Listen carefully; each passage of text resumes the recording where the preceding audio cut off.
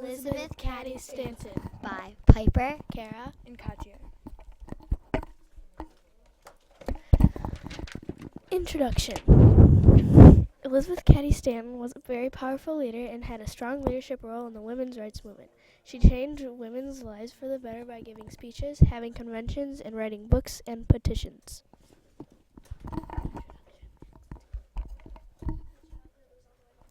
childhood. Elizabeth Cady Stanton was born in 1815. Her parents never welcomed the birth of her sisters since life was so much easier as a boy. As a teenager, her father was handling a case that was about a woman's husband who died, yet none of the hard-earned farm went to the wife.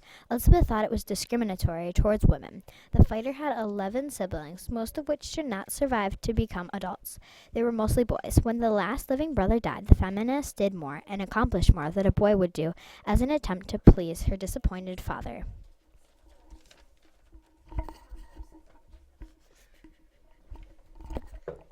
Family. Elizabeth Cady Stanton had a strict childhood that made her want to do something new and different. She was born to Mary Livingston and Daniel Cady, a Supreme Court justice in 1847 to 1855. He was also a member of the National House of Representatives in 1814 through 1817. In 1940, she married Henry Stanton, in 1840, she married Henry Stanton, a journalist. He believed in women's freedom by making them an ideal and a powerful match. On their honeymoon, they went to an anti-slavery convention in New York City, where women were not allowed to speak freely, which gave Elizabeth another reason to fight. Education. Elizabeth Cady Stanton's father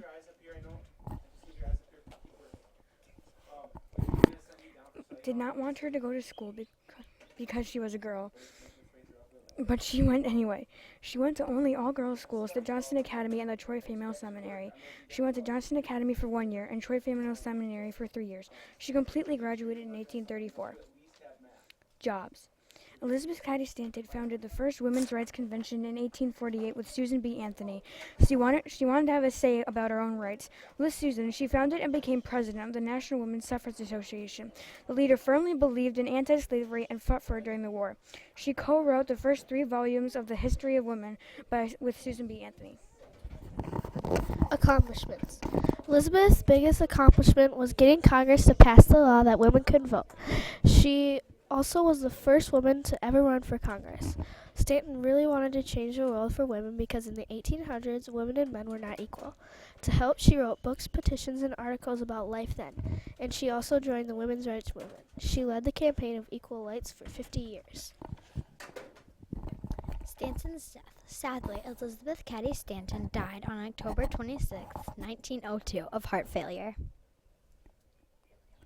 Bibliography.